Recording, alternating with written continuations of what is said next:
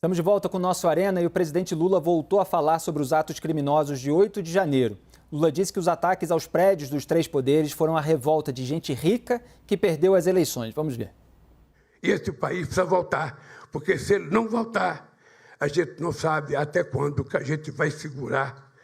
Porque o que aconteceu no Palácio do Planalto, no Palácio da Alvorada, na Suprema Corte e no Tribunal, foi uma revolta dos ricos que perderam as eleições. Foi uma revolta de muita gente rica que não queria perder as eleições. Nós não podemos brincar, porque um dia o povo pobre pode se cansar de ser pobre e pode resolver fazer as coisas mudarem nesse país. Hélio, começo por você. O Lula continua com um discurso populista, jogando pobre contra rico. É isso a declaração dele? Parece que sim, Felipe. A gente sabe que as pessoas que fizeram isso são irresponsáveis, criminosas e tudo, mas não são ricos, não era esse o ponto, né? Então, ele continua fazendo esse discurso, como você disse, populista, de divisão na sociedade, que é tradicional dele, não é nenhuma surpresa, mas, sinceramente, eu não acho que isso ajuda em nada. Ou seja, todos os dias ele está voltando aqui para falar as bobagens que o Lula tem falado. E isso não tem ajudado o governo, e quem paga a conta no final é o governo, que tem que pagar mais caro para tomar dinheiro emprestado, que é o que ele faz todo dia, e a população, que é quem no fim do dia paga o custo desses empréstimos governamentais. Joel, como você avalia essa declaração do presidente?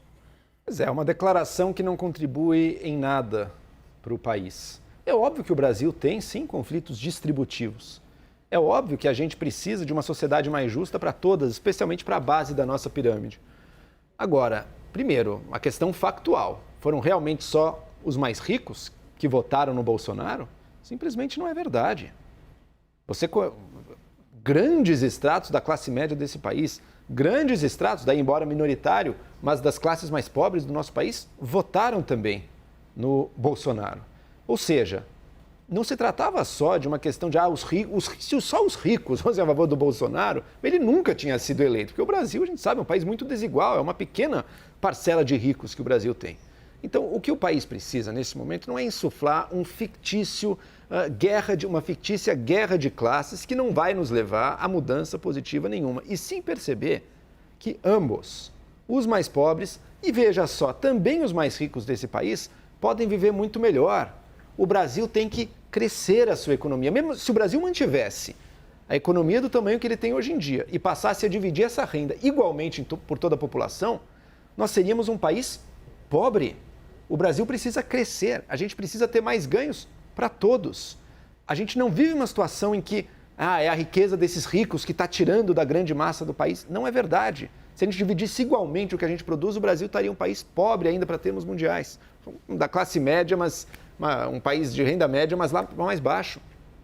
O Brasil precisa gerar valor. E para gerar valor, ele precisa de ter um ambiente que funcione melhor, sim, para quem trabalha, sim, o trabalhador, a pessoa da base da nossa pirâmide social, o desempregado, todos precisam de mais apoio, precisam de mais oportunidades, e que bom que finalmente tem um governo que pelo menos diz que vai olhar para isso.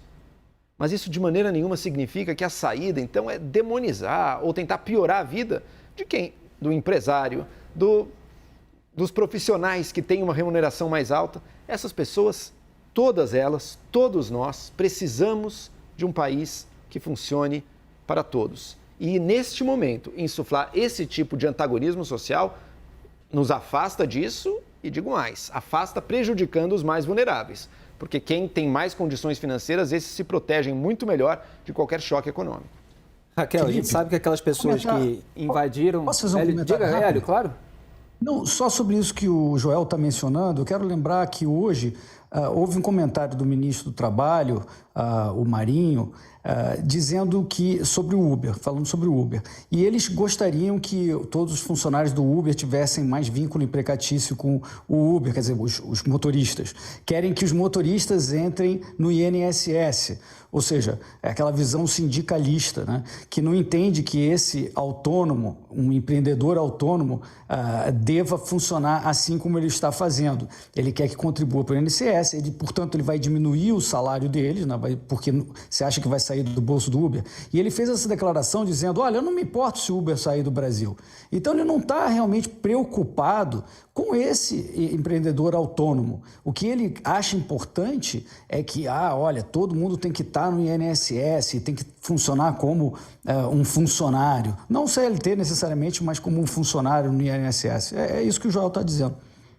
Obrigado, Hélio. Raquel, o Lula, como a gente estava comentando no começo do programa, ele estava defendendo o financiamento de engenharia para outros países. Ou seja, ele estava defendendo aquela bolada que levou a Odebrecht. Empresários riquíssimos que estavam envolvidos ali naqueles escândalos, tanto no BNDES com esse apoio a ditaduras, quanto no esquema de corrupção da Petrobras. E ele, naquele discurso, estava defendendo, portanto, o financiamento dessas empresas de empreiteiros ricos. E agora ele produz esse antagonismo. A gente sabe que aquelas pessoas que invadiram, que depredaram patrimônio público, elas são criminosas, elas precisam ser punidas com rigor no termo da lei. Mas extrair disso esse antagonismo é saudável para o debate público, para o ambiente do país? Não, de jeito nenhum, né? A gente sabe que o Lula tem muitos amigos ricos que emprestam para ele jatinho, etc. Mas o meu ponto aqui nem é esse. Assim, primeiro que ele fala de uma revolta. Isso eu já acho muito complicado, porque o que aconteceu ali não foi uma revolta, foi uma tentativa de golpe. Aí ele insinua que precisamos fazer a coisa certa, senão talvez o povo pobre também se revolte. Mas assim, do que ele está falando? Se não der certo, então você pode ter uma insurreição contra a democracia das pessoas mais pobres? Assim, não fez sentido nenhum para mim. E aí demonstra também que ele não entendeu direito o bolsonarismo, na minha avaliação, porque... É o seguinte, essa clivagem entre ricos e pobres, ela favorece muito o PT ao longo do tempo. Muitos especialistas, cientistas políticos falam sobre isso. Mas o Bolsonaro, ele rompe um pouco com isso. Porque ele perde muito da classe média alta com as barbaridades que ele fala na pandemia. Basta a gente ver ali todos os economistas liberais, os grandes banqueiros, empresários que eram eleitores de Simone Tebet e aí vão com Lula, os ataques que ele faz à democracia. Ele perde uma fatia desses ricos mais esclarecidos. Agora o Bolsonaro, ele tem um apoio e numa sociedade mais conservadora, entre os evangélicos e entre aquele pequeno empreendedor, que ele não quer mais se identificar como pobre, que precisa do assistencialismo, mas que ele quer um espaço para crescer sem ter o Estado nas costas dele. O Guedes usava muito essa analogia. Então, assim, não é mais isso dos pobres contra os ricos. Existe uma fatia da população que fica muito insatisfeita com escândalos de corrupção e com todo esse peso do Estado que o governo do PT passa e que explica muito do bolsonarismo. E você tentar separar a sociedade brasileira entre ricos e pobres dessa forma, não é mais essa exatamente a polarização. Ela é muito mais uma polarização hoje de costumes, que passa por religião, que passa por outros fatores. Sim, ainda existe um voto em Bolsonaro maior entre quem ganha acima de 5 salários mínimos e um voto preponderante em Lula em quem ganha menos de 2 salários mínimos. Só que a realidade ela é muito mais complexa do que isso hoje. Exatamente. Felipe, quer complementar?